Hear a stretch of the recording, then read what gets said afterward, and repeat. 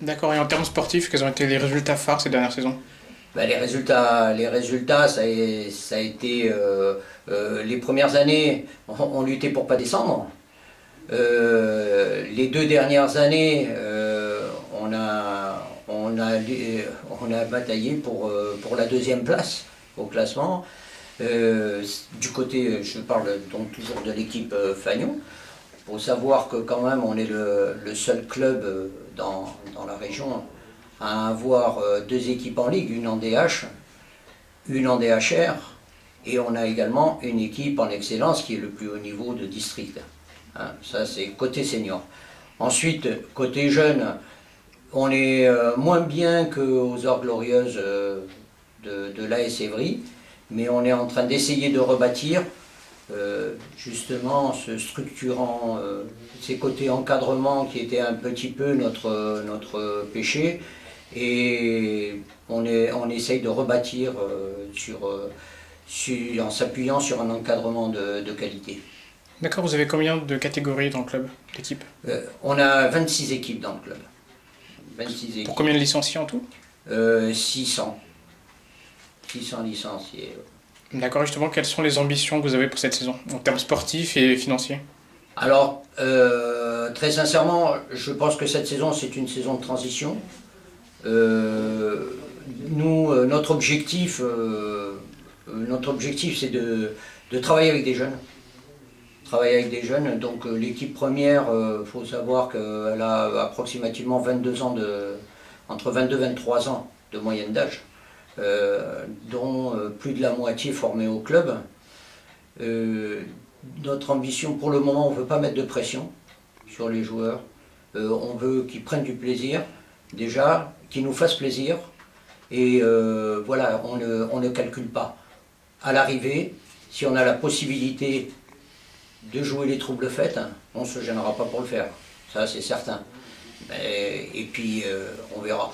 Ensuite, sur la partie jeune, ce qu'on voudrait surtout, je vous dis, c'est mettre en place une structure qui permette aux jeunes de progresser et que ce soit visible, soit vraiment visible, qu'au bout d'une année, qu'on voit bien que les gamins ont évolué, qu'ils ont progressé, Voilà, donc ça, ce sera notre plus grand plaisir, quoi.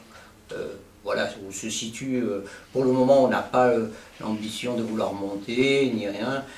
D'autant plus qu'on est en train de préparer l'avenir. Hein.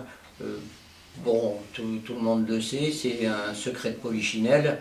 On pense monter une entente, c'est en cours d'ailleurs. On est en train de monter une entente avec Viry. Bon, les choses se font peu à peu. Et à la fin de l'année, on pense à aboutir à quelque chose de sérieux, ce qui nous soulagera de beaucoup de tâches, à nous, hein, en particulier côté sponsoring, administratif, etc. Et ça nous permettra aussi de préparer tous ces jeunes pour leur proposer quelque chose à l'arrivée. Quand ils auront évolué, qu'ils auront franchi le niveau ici de DH, au moins ils auront quelque chose après. D'accord, et pour revenir sur vous, quels ont été vos meilleurs souvenirs en tant que président?